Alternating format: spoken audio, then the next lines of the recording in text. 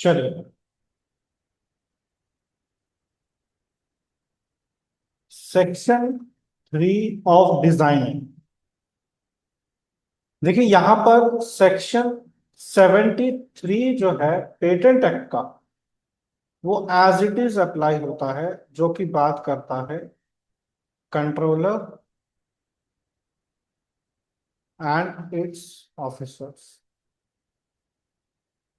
देखिए वहां पर जितने भी पॉइंट्स बात की गई है as it is same apply होंगे, कोई डिफरेंस क्रिएट नहीं होने वाला है।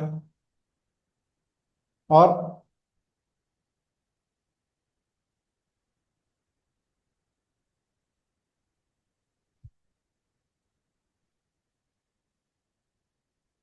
वहां पर जितने भी पॉइंट बात की गई है, कंट्रोलर कौन होते हैं, अपॉइंटमेंट ऑफ एग्जामिनर्स की जो पॉइंट वहां पर बात की गई है,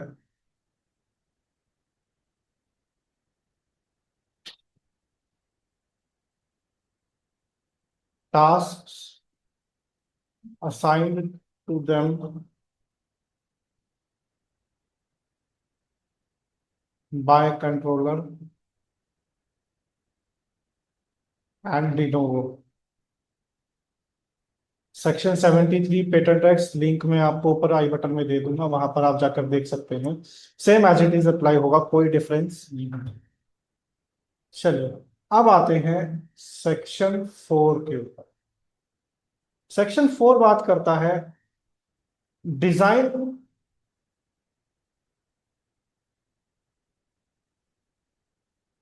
विच are not registrable.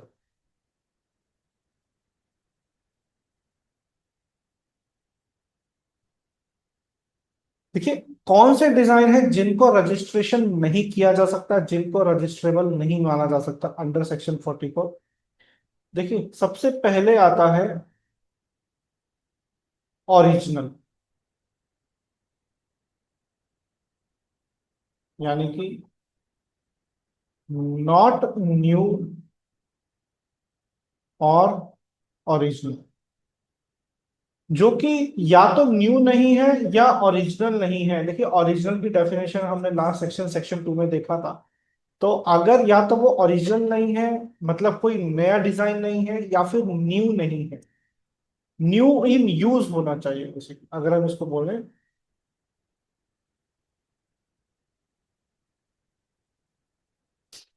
Not new in use और not original,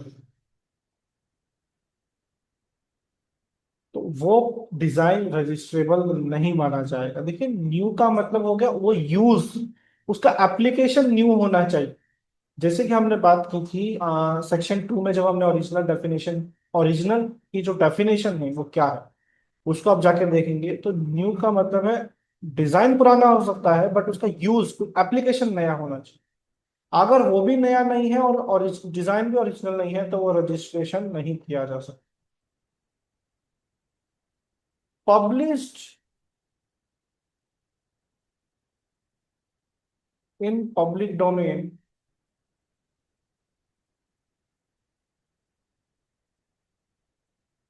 before priority date.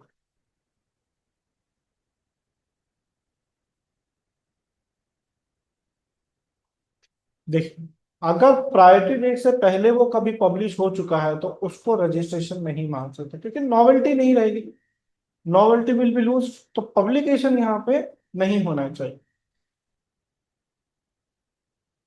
Not distinguishable.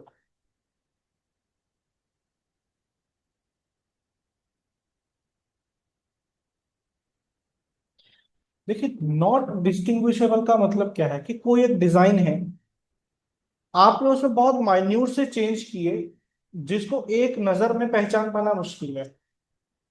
तो when it is judged solely by the I, it is not distinguishable, कोई अंतर नहीं मिल रहा है। तो अगर प्रॉपरली डिस्टिंग्विशेबल डिजाइन नहीं है तो उसको डिजाइन रजिस्ट्रेशन नहीं माना जाएगा, वो कोई न्यू की कैटेगरी में नहीं रहेगी।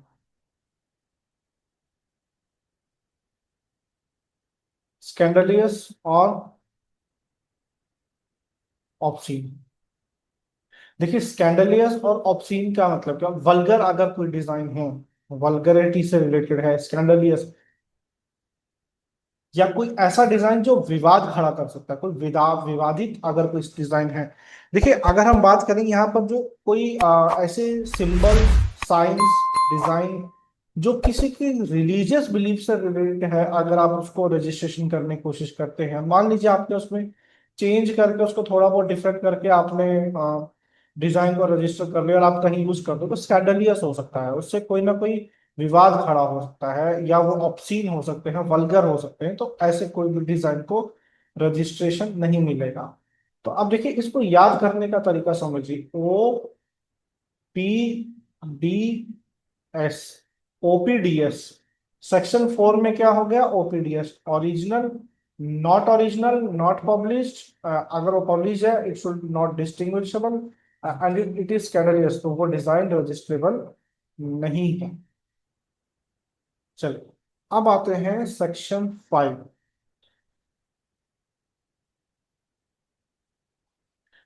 सेक्शन 5 क्या बोलता है, एप्लीकेशन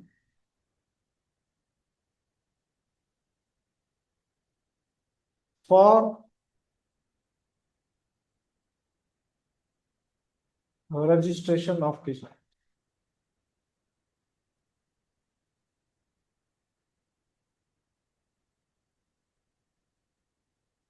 देखिए आइदर ऑथर और द पर्सन, द प्रोप्राइटर, या तो कोई ऑथर हो या person who acquired,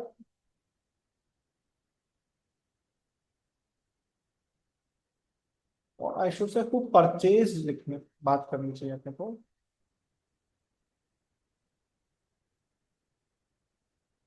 who purchase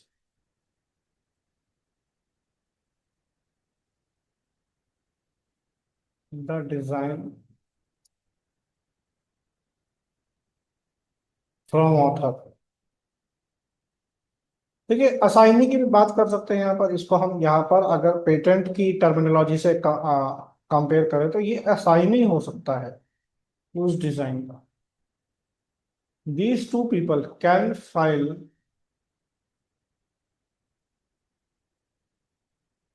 application for registration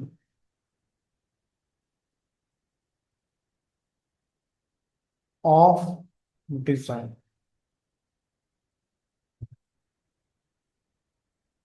bye filing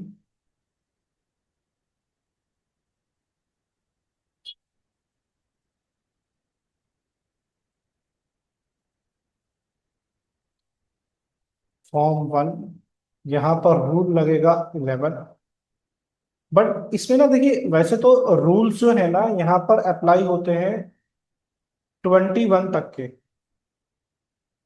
but majorly जो रूल लगेगा वो 11 लगेगा। उसमें बहुत छोटी छोटी बातें बताई गई हैं 21 तक के रूल्स में, वो इतना मैटर नहीं करेंगे, बट रूल 11 यहाँ पर मेजरली अप्लाई होता है। Form 1 rule 11, and fees will be 1000 rupees.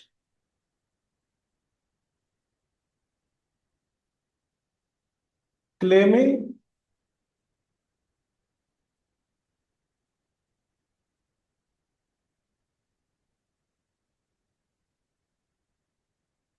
To be the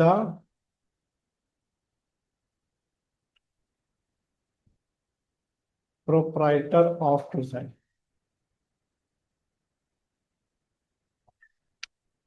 अब देखिए यहां पर जब कोई application for registration of design आती है ना, तो यहां पर वो एप्लीकेशन डायरेक्ट अपने आप जो है एग्जामिनर के पास चली जाती है एग्जामिन होने के लिए। ठीक है।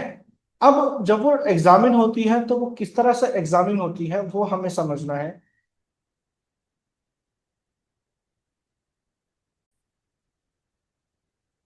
अब इसको आगे समझने के लिए देखिए इससे पहले एक चीज समझ लें कि जब एग्जामिनर उसको एग्जामिन करते हैं ना, तो वहां पर क्लासिफिकेशन चेक किया जाता है। देखिए, पेटेंट जो होता है ना, पेटेंट के केस में भी क्लासिफिकेशंस होते हैं, सीपीसी क्लासिफिकेशंस। बट पेटेंट का जो क्लासिफिकेशन होता है ना, उसको क्लासिफाइड करने का काम एप्लीकेंट का नहीं होता है। मतलब वो पेटेंट जो है, वो इन्वेंशन कौन सी क्लासिफिकेशन में आएगी, वो क्लासिफाई करना, वो आइडेंटिफाई करना एप्लीकेंट का काम नहीं होता। पेटेंट के केस में वो पेटेंट ऑफिस खुद करता है। बट डिजाइन के केस में ना, ये काम एप्लीकेंट को करना पड़ता है। अब ये जो डिजाइन की जो क्लासेस होती हैं, देखिए, अब ये क्लासेस में मल्टीपल आर्टिकल्स आते हैं, एक क्लास के अंदर मल्टीपल आर्टिकल्स होते हैं, या मल्टीपल सब क्लासेस कह सकते हैं आप उसको। तो कोई भी जो डिजाइन होता है ना, डिजाइन इज, कोई भी डिजाइन अगर आप रजिस्टर कर रहे हैं, is registrable only in one class. आप उसको सिर्फ एक क्लास में रजिस्टर कर सकते हैं, इन वन क्लास ओनली, उससे ज्यादा में नहीं। अगर controller may refuse to register your design,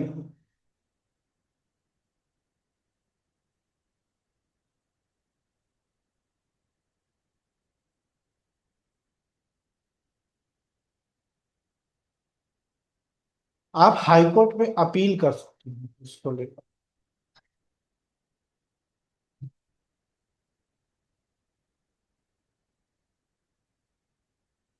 हाँ, एक पॉइंट और ध्यान दीजिएगा इस पे। अगर डिजाइन जिस क्लास में रजिस्ट्रेशन करवाना चाहते हैं आप, as a applicant, as a not knowing what is the proper classification, आपको नहीं पता है कि ये मेरा जो डिजाइन है कौन सी क्लास में आएगा, controller will help you to identify that. Controller can help you to identify your classification, your class, की आपका जो डिजाइन है वो कौन सी क्लास में आया। ठीक है। और मान लीजिए आपने अगर वहां क्लास फिल कर दी और वो क्लास जो है वो गलत है, मतलब उस क्लास में आपका डिजाइन रजिस्टर जो है वो नहीं आएगा, तो कंट्रोलर उसको चेंज भी कर सकते हैं, उसका प्रॉब्लम नहीं है। बट कोई भी डिजाइन एक ही क्लास में रजिस्टर करवाया जा सकता है। और अगर बाद में कंट्रोलर ने किसी भी रीजन से आपके डिजाइन को रजिस्टर करने से रिफ्यूज किया, और आपको लगता है कि ये जो रिफ्यूजल है ये सही नहीं है, तो आप कंट्रोलर की जो ये रिफ्यूजल है इसके बारे में अपील कर सकते हैं टू हाई कोर्ट। देखिए, if there is any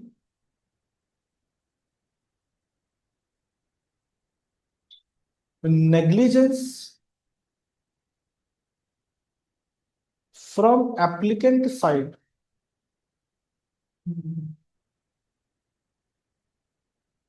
and it is disabling it to register, अगर कोई एप्लीकेंट की साइड से नेग्लिजेंस हो रहा है जिसके कारण रजिस्ट्रेशन ऑफ डिजाइन जो है वो डिले हो रहा है या डिसेबल हो रहा है एक तरह से, तो एप्लीकेशन जो होगी वो डीम्ड टू बी अमेंडमेंट हो जाएगी, डीम्ड टू बी अबेंडेंड हो जाएगी। इस बात का ध्यान हमें रखना है। एंड अगर आपका डिजाइन रजिस्टर होता है, then date of application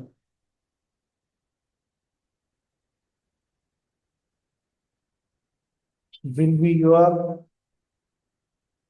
date of registration.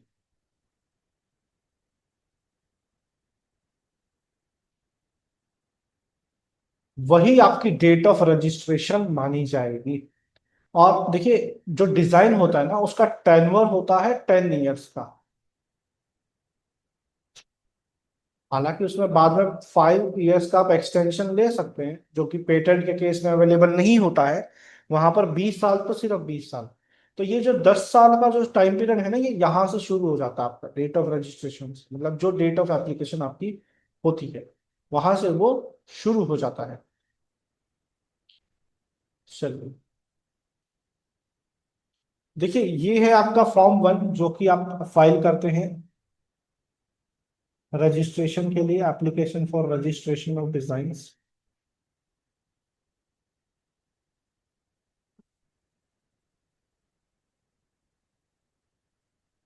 चलिए अब देखते हैं यही सेक्शन जो हमने देखे बे ranks.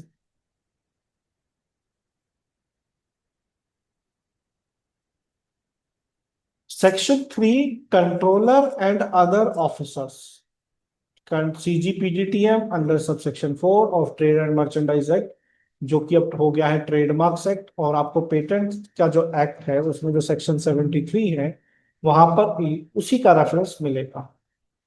For the purposes of this act, the central government may appoint as many as examiners and other officers। देखिए वही चीजें हैं जो वहां पर सेक्शन 73 में बताई गई थी। All these officers appointed discharge under superintendence and direction of controller without prejudice to generality. Controller may by order in writing and for reasons to be recorded withdraw any matter pending before and an officer appointed and deal with such matter himself and de novo।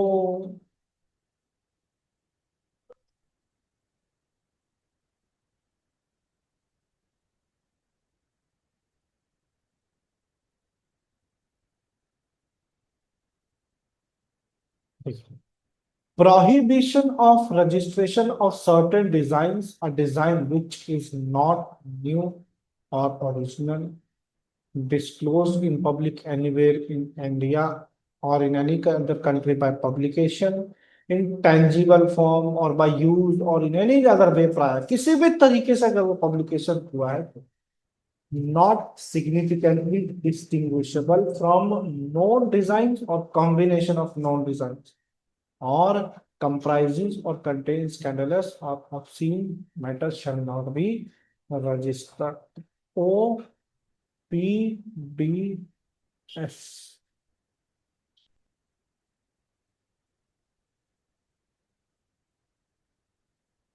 Application for registration of designs.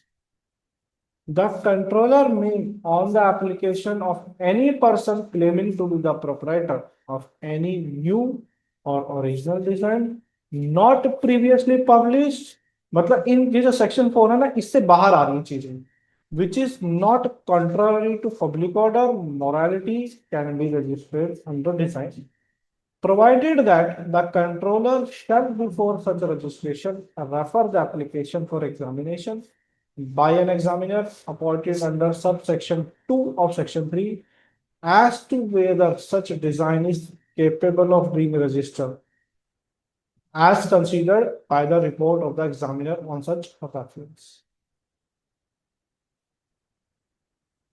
शायद ये मुझे लगता है कि visible नहीं है proper, इसको थोड़ा सा विजिबल बना सकता हूँ, अब ठीक है। Every application shall be prescribed form and shall be in the patent office in the prescribed manner। देखिए प्रिस्क्राइब्ड फॉर्म आ गया, तो इसका मतलब यहाँ पर लगेगा फॉर्म 1 प्रिस्क्राइब्ड मैनर। यहाँ की फीस की बात कर रहा है, ₹1000 इसकी फीस होती है। A design may be registered not more than one class, एक ही क्लास में होता है फिर। And in case of doubt as to class in which a design is out to be registered, अगर आपको डाउट है कि भैया जो मेरा डिजाइन है कौन सी क्लास में रजिस्टर होना चाहिए, you may decide the question. Controller may decide, sorry controller will decide, controller आपकी हेल्प करेंगे इस चीज।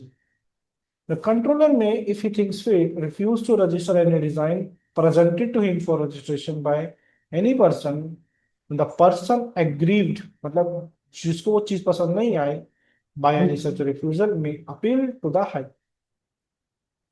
An application which, owing to any default or neglect on the part of the applicant, has not been completed so as to enable।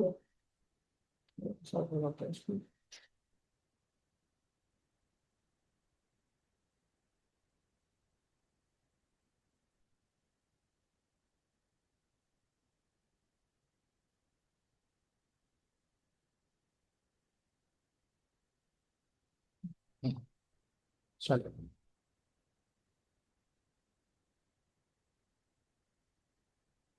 An application which owing to any default or neglect on the part of applicant has not been completed so as to enable registration to be effective, जिसके कारण registration रुका हुआ है, within the prescribed time shall be deemed to be abandoned. अगर applicant की तरफ से कोई नेग्लिजेंस होता है तो आपकी एप्लीकेशन अबैंडन की जा सकती है. Design when registered shall be registered as of the date of application for the register. जो आपकी डेट ऑफ एप्लीकेशन होगी ना, जिस दिन आपने फॉर्म 1 फाइल किया होगा, वही आपकी डेट ऑफ रजिस्ट्रेशन कहलाएगी कि उस दिन आपका डिजाइन रजिस्टर हो गया था. तो ये था हमारा section 5, section 4 and section 3 of design act.